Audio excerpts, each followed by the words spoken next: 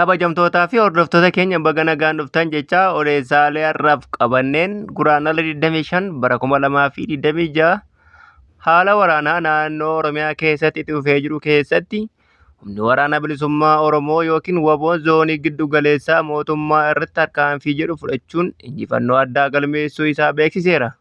Qondaaltonni waraanaa akka ibsanitti sochiin kun bobbii waraanaa mootummaa deebisuuf taasifame keessaa tokko yoo ta'u, hidhannoo fi qophiilee waraanaa hedduu irraa hiikuun dandeettii isaanii cimsuu himaniiru. Kan jedhu qophiilee keenya keessatti gurra kan isin buufnu yoo ta'u, gara mataa odeeffannoo keenyaatiin ammoo Abiy Ahmad Baakugaan kan jedhuu fi walitti dhufeenyi Itoophiyaa fi Azerbaijaan cimsuuf mariin sadarkaa olaanaa eegamaa jira jedhame. Odeeffannoo keenya kan birootiinis Horroo Guduruu Wallaggaa keessatti haleellaa hidhattoota faannoon namoota 50 ol du'uun 43 butamuun manneen 100 ol gubatanii kan jedhuu fi falmii paartilee siyaasaa sirna dimookiraasii irratti adda bilisummaa Oromoo, badhaadhinaa fi Izemaan waltajjii EBC irratti wal falmaa tura kan jedhuu fi godinaalee Baalee Estizoon naannawaa magaalaa Ginniir lafti isaanii seeraan ala irraa fudhatamaa jiraachuu jiraattonni himan. Odeeffannoo keenya kan birootiin ammoo Oromiyaa keessatti dargaggoota gara raayyaa ittisa biyyaa maanguddoota gara milishaatti dirqamaan guuruu yaaddoon hawaasaa cimaa dhufeera.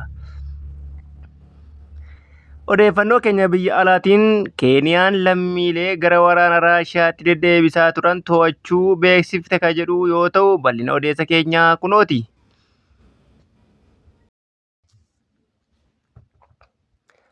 Odeeffannoo keenya kan jalqabaatiin Abiy Ahmad Baakuu deemuun walitti dhufeenya Itoophiyaa fi Azerbaijaan cimsuuf mariin sadarkaa olaanaa irra gahuutu eegama.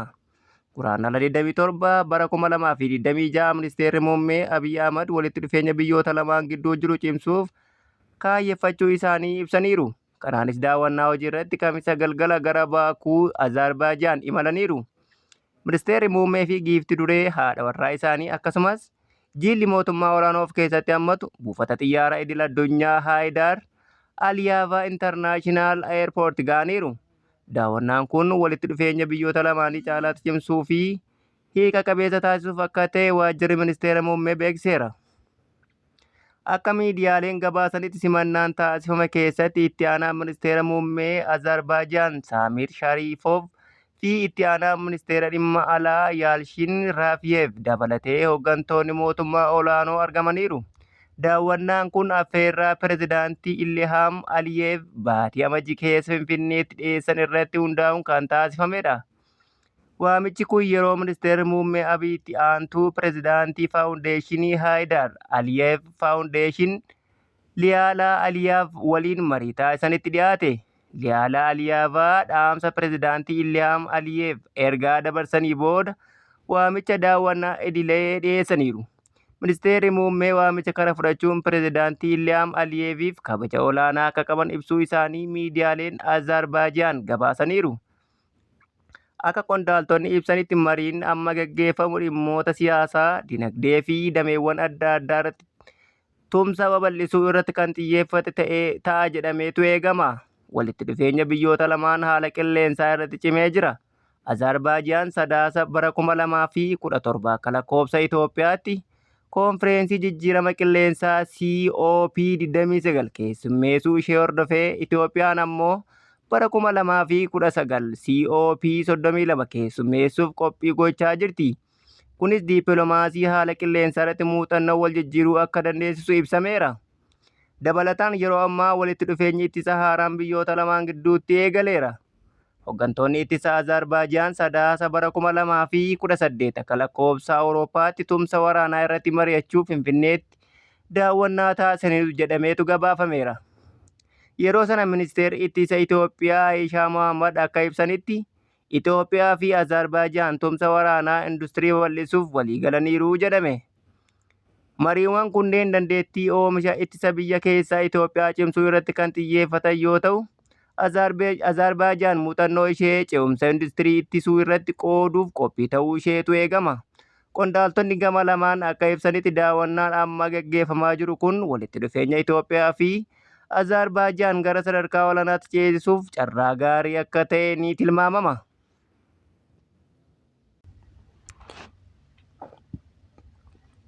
Odeeffannoo keenya kan birootiin ammoo falmiin paartilee siyaasaa sirna dimookiraasii irratti Adda Bilisummaa Oromoo, Badhaadhinaa fi Izeemaan waltajjii EBS irratti wal falmuuf eegamaa jira. Paartileen morkattootaa sirna ijaarsa dimookiraasii ilaalchisee falmii taasisan yeroo dhiyootti tamsaasa Itoophiyaan Biroodkaast Koorporeeshin yookiin EBS irratti akka dhiyaatutu eegama. Paartileen kunniin yaada isaanii uummata biraan gahuu fi yaada waliin mo'uuf waltajjii kana akka fayyadaman ibsaniiru. Kaayyoon keenya yaada keenya uummatatti himuudha. Yaadaan haa falminu, yaadaan haa moonu jechuun ejjennoo isaanii ibsan. Addi Bilisummaa Oromoo yookiin ABO'n hanga ammaatti yaada isaa ukkaanfameera jechuun ibse. Nagaa waaraan, dimookiraasiin dhugaa fi kabajni mirga namoomaa akka dhugoomuuf waltajjii dhugaan akka barbaadu beeksiseera. Fedhiin uummataa haa dhaggeeffatamu, anatu siif beekaan haafu jechuun yaada isaa dhiyeesseera. Waltajjii Itoophiyaan Televezyiinii Afaan Oromoo qopheesse irratti Jaal Gadaa Gabbisaa dhaaba isaanii bakka bu'uun falmii gaggeessaniiru. Paartileen falmii kana keessatti hirmaatan keessaa Paartii Badhaadhinaa, Adda Bilisummaa Oromoo, Itoophiyaan Citizens for Social Justice yookiin Izeemaan. Falmiin kun sirna dimookiraasii biyyattii gara fuulduraatti akkamitti ijaaramuu akka qabu irratti yaada garaa garaa kan calaqqisu ta'uu isaaniitu eegama. Oromiyaa keessatti dargaggoota gara raayyaa ittisaatti, maanguddoota gara milishaatti dirqamaan guuruu yaaddoon hawaasatti cimaa dhufeera. Naannoo Oromiyaa keessatti abbootiin mootummaa dargaggoota gara raayyaa ittisa biyyaa yookiin Itoophiyaan Naashinaal Diifensi Foorsiitti akkasumas maanguddootaa fi buqqaatota gara leenjii milishaatti dirqamaan walitti qabaa jiraachuun maddeen garaa garaa irraa miidiyaa hawaasaan tamsa'aa jiraachuun mirkanaa'ee jira. Akka odeeffannoon argametti yeroo wal-dhabdeen siyaasaa fi wal-waraansi biyyattii keessatti hammaachaa jiruun kan wal-qabatuu fi haala naannoo Tigraay keessatti jijjiiramaa jiru waliin godinaalee Oromiyaa irraa raayyaa ittisa biyyaa erga ba'ee booda hawaasni gara dirree leenjii milishaatti akka guuramu taasifamaa jira jedhame. Maanguddoonni, buqqaatonnii fi namoonni dhiyeenya mana dhaabbatanii jiraatan gara kaambii waraanaatti akka walitti qabaman, dargaggoonni ammoo fedhii isaanii malee gara raayyaa ittisa biyyaatti akka galfaman jiraattonni yaaddoo isaanii ibsaniiru. Akka ragaan miidiyaa hawaasaa irraa argamee fi hawaasa keessaa funaaname agarsiisutti yeroo darbee dargaggoonni Oromiyaa irraa gara raayyaa ittisaatti guuramuun achi buuteen isaanii dhabamuu himatamaa ture. Amma immoo irra deebiin manneen amantaa, gabaa fi bakkoota uummanni itti wal ga'u irraa namoonni qabamanii gara milishaa fi raayyaa ittisa biyyaatti guuramaa jiraachuu odeeffannoon mul'isa. Jiraattonni haalicha sodaa fi yaaddoo guddaa akka isaanitti uume ibsaa jiru. Godina Baalee Istizoon naannawaa magaalaa Ginniir lafti isaanii seeraan ala irraa fudhatamaa jiraachuu jiraattonni himan. Akka ibsa jiraattotaatti ganda Ejersa Waarii zoonii Baabbaa jedhamutti abbootiin warraa 120 maatii hedduu of jalaa qaban lafa qonnaa isaanii akka dhorkaman dubbatu. Laftii fi qabiyyeen keenya raayyaa ittisa biyyaa fi abbaa qabeenyaa obbo Solomoon Sishaawuu jedhamaniin doorsifamnee dhorkamuun ganna darbe lafa keenya kan nuti qotannee fi ofii facaafanne marga keenya ofiif gurgurannu dhoowwamneera jechuun komii isaanii ibsan. Jiraattonni kunneen iyyannoon isaanii bulchiinsa magaalaa Ginniir fi bulchiinsa godina Baalee Baatti deddeebi'anii dhiyeessaa turuu isaanii fi baatii ja'a ol darbuu furmaata dhabuu himatu. Akka jedhanitti lafti daangaa hoomaa waraanaa fi lafa qonnaan bulaa jidduutti waajjira lafaa magaalaa Iskaach kaasee daangaa addaan baasee osoo jiru bulchiinsi magaalichaa fi bulchiinsi godinaa furmaata kennuu dhabuu isaanii komachiiseera. Sababa lafti humnaan irraa fudhatamaa jiru jedhame kanaan wal qabatee namoonni gara 500 ta'an kan maatii abbootii warraa 120 hirmaachisu rakkoo ammaa keessa jiraachuu isaanii eeraniiru. Horroo Guduruu Wallaggaa keessatti haleellaa hidhattoota faannoon namoonni 50 ol kan du'an yoo ta'u 43 butamuu fi manneen 100 ol gubachuun gabaafame. Godina Horroo Guduruu Wallaggaa zoonii aanaalee garaa garaatti haleellaa humnoota finxaaliyyii faannootiin badii guddaan uummata irra gahaa jiraachuu ragaalee mul'isu. Ragaan jiraattota aanaalee Abee Dongoroo, Jaardagaa Jaartee fi Amuruu irraa walitti qabame baatii kana keessa qofa bakkoota garaa garaatti namoonni nagaan 50 ol haleellaa hidhattoota finxaaliyyii lubbuu dhabuu agarsiiseera. Namoonni 43 humna finxaaleessa kanaan butamanii maallaqa guddaa gaafataman, kaan immoo achi buuteen isaanii dhabamuu ragaan funaaname ni mul'isa. Manneen jireenyaa uummataa 100 ol gubachuu isaanii ragaan walitti qabame ni addeessa. Hidhattoonni haleellaa kana raawwatan keessaa kaan achuma qubattoota keessa akka jiraatan, kaan ammoo naannoo Gojjam irraa akka dhufan, gariin ammoo isti Wallaggaa zoon aanaalee Kiiramuu fi Giddaa Ayyaanaa qubattoota keessa akka jiraatan achii jigiin akka dhufan hubatameera. Akkaataan haleellaa isaanii qindaa'ee fi gamtaan akka socho'an ragaa walitti qabame ni agarsiisa. Yeroo isti Wallaggaa zoon keessatti haleellaan raawwatamu, kan Horroo Guduruu Wallaggaa zoonii fi kan naannoo Gojjam jiguun deeggarsa akka godhan, akkasumas yeroo Horroo Guduruu keessatti haleellaan gaggeeffamu kanneen biroo ammoo akkasumas jigiin yaa'uun akka socho'an ibsameera. Namoonni yeroo haleellaa raawwatan qabaman keessaa waraqaan eenyummaa isaanii bakka garaagaraatii jigiin walitti dhufuun kan agarsiisu ta'uu ragaan ni mul'isa. Dr. Siisaay Awaagaachoo wabii argatanii ba'anii battalumatti irra deebiin to'annoo jala oolfaman. Guraandhala 26 bara 2026 walitti bu'iinsa naannoo Amaaraa keessatti uumameen wal qabatee deeggarsa gochuun kan himataman Dr. Siisaay Awaagaachoo murtii wabii argatanii mana sirreessaa keessaa ba'anii turan battalumatti balbala mana sirreessaa irratti irra deebiin to'annoo jala ooluu isaanii abukaatoon isaanii BBC'tti himaniiru. Galmeen himannaa Dr. Wandasan Asaffaa fa'aan wal qabatee kaka'e yoo ta'u, manni murtii olaanaa Federaalaa Dhaddacha Ramaddii Sadaffaa farra shororkeessummaa fi heera mootummaa wiixata guraandhala 16 bara 2018 wabii qarshii 100,000 akka hiikaman murteessuu isaanii abukaatoon isaanii obbo Solomoon Gazzaany ibsaniiru. Haa ta'u malee roobii guraandhala 18 bara 2018 waaree booda mana sirreessaa Qilintoo Pireezident irraa ba'aa otoo jiranii poolisiin akka fudhate ibsameera.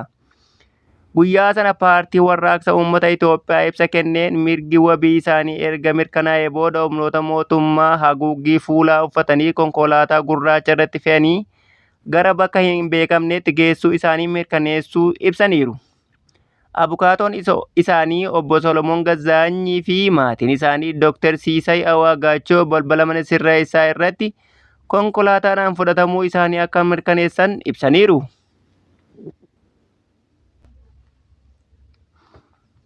Odeeffannoo keenya kabirootiin Maqalee dabalatee magaalota mootummaa naannoo Tigraay hunda keessatti namoonni hiriira mormii guddaa adeemsaa jiraachuun gabaafamaa jira.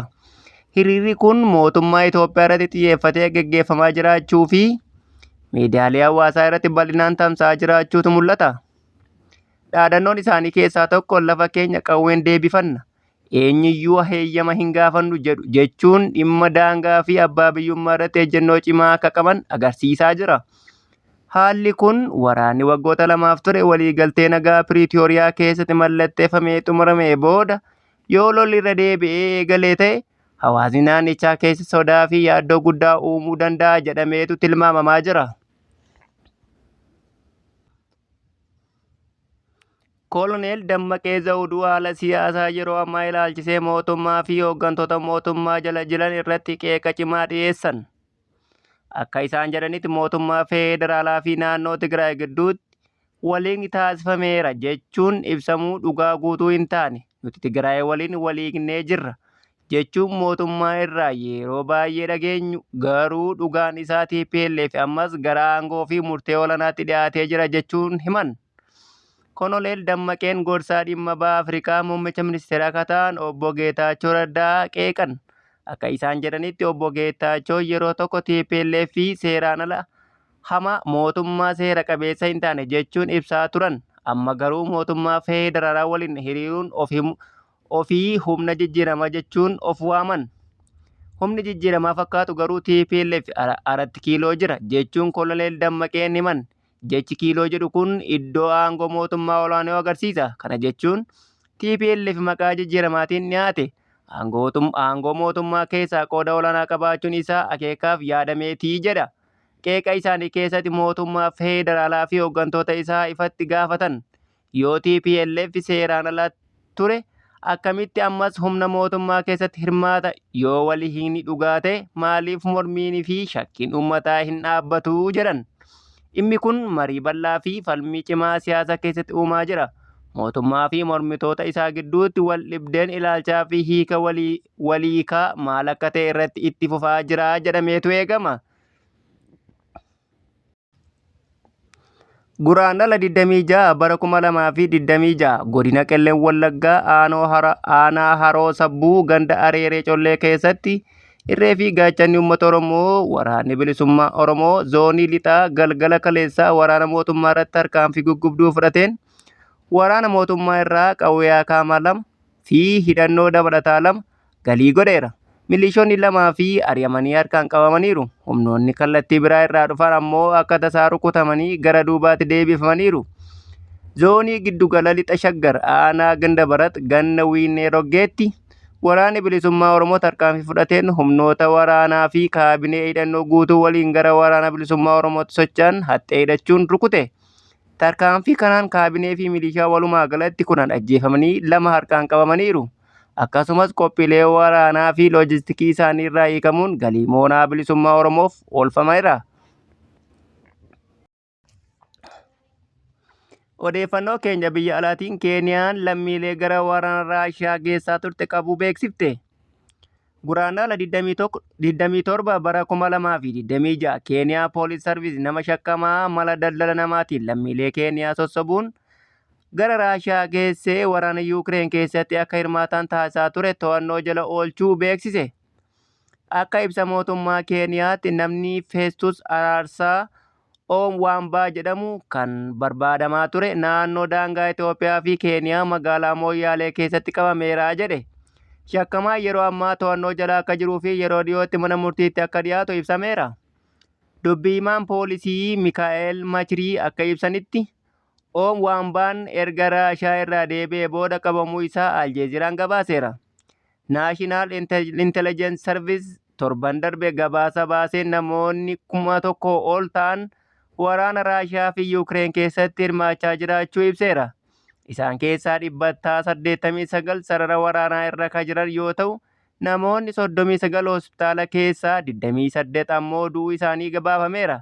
Gabaasa kana hordofee maatiin daa'immanii fi firoottan isaanii dhabanii hedduun magaalaa Naayiroobii keessatti mormii geggeessuun mootummaa Keeniyaa neetwoork daldala nama kanaa irratti tarkaanfii cimaa akka fudhatu gabaafamaa jira. Egaan kabajamtootaa fi hordoftoota keenya odeeffannoo har'aaf qopheeffanne kana gammaa ture. Odeeffannoo biroon hanga walitti deebinutti nagaatti.